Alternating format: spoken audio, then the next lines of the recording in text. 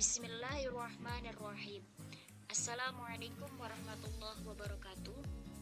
Di pertemuan pertama kita pada mata pelajaran Sejarah Kebudayaan Islam kelas 8 kali ini, mari kita buka pembelajaran kali ini dengan bacaan basmalah bersama-sama.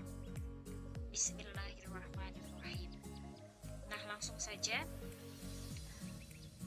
Materi yang akan kita pelajari selama satu semester ke depan yaitu akan membahas banyak tentang dinasti Abbasiyah.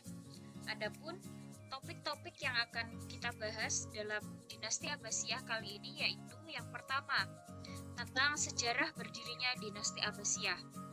Kemudian yang kedua tentang kemajuan peradaban dan kebudayaan Islam pada masa dinasti Abbasiyah. Kemudian yang ketiga tentang ilmuwan-ilmuwan muslim pada masa dinasti Abbasiyah. Dan yang keempat masih berkaitan dengan yang nomor 3 yaitu para ulama pada masa dinasti Abbasiyah yang mendunia. Akan tetapi sebelum kita masuk ke 4 pembahasan ini, kita akan kilas balik dulu pada materi sejarah kebudayaan Islam sebelumnya yaitu tentang dinasti Umayyah. Nah, pertama yang akan kita ingat kembali yaitu tentang faktor-faktor yang menyebabkan dinasti Umayyah mengalami kemunduran. Yang pertama yaitu adanya perebutan kekuasaan antar putra mahkota di kalangan dinasti Umayyah. Yang kedua, adanya perang antara suku Arab Utara dan suku Arab Selatan yang semakin hari itu semakin memanas. Kemudian yang ketiga, adanya kebiasaan hidup mewah di kalangan penguasa hingga menyebabkan mereka tidak terlalu perhatian pada perkembangan keagamaan di masa dinasti Umayyah. Kemudian faktor kemunduran yang keempat yaitu munculnya gerakan baru yang didukung oleh Bani Hashim. Nah, munculnya gerakan baru ini didasari karena ada rasa kecewa dari rakyat karena selalu merasa dinomorduakan oleh pemerintah.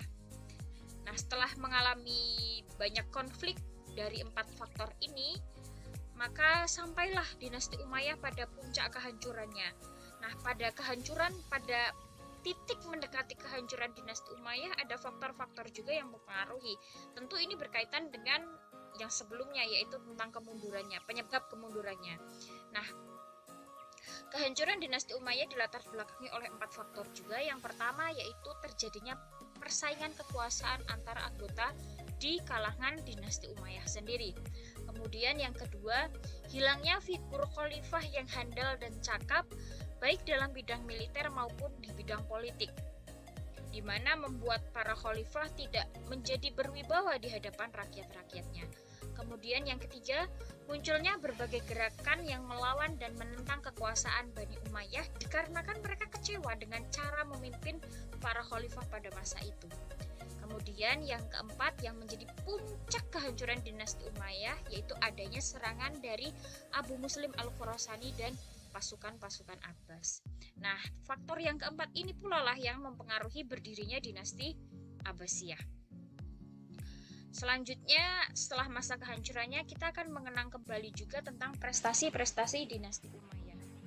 Adapun beberapa prestasi di dinasti Umayyah yaitu yang pertama, menyempurnakan Al-Qur'an, dalam artian di sini membukukan Al-Qur'an dirapihkan kembali. Kemudian ada pembukuan hadis. Kemudian ada membuat undang-undang pokok dan mendirikan kantor cap. Kemudian yang ketiga ada pergantian bahasa dan membangun infrastruktur.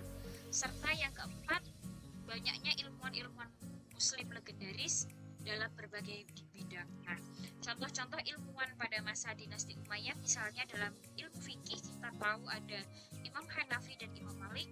Kemudian dalam bidang tasawuf ada Hasan Al-Basri dan Robiah Al-Adawiyah. Kemudian dalam bidang ilmu hadis ada Abu Hurairah dan lain sebagainya.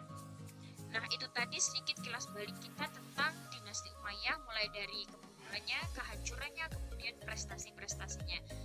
Nah, semoga dari 3 poin utama yang kami sampaikan itu tadi bisa memberikan manfaat dan bisa memberikan motivasi bagi teman-teman semua supaya kedepannya bisa semakin rajin belajar dan berjuang agar kejayaan Islam pada masa lampau itu tadi bisa terjadi kembali di masa kini dan bisa membuat Islam menjadi kembali berwibawa.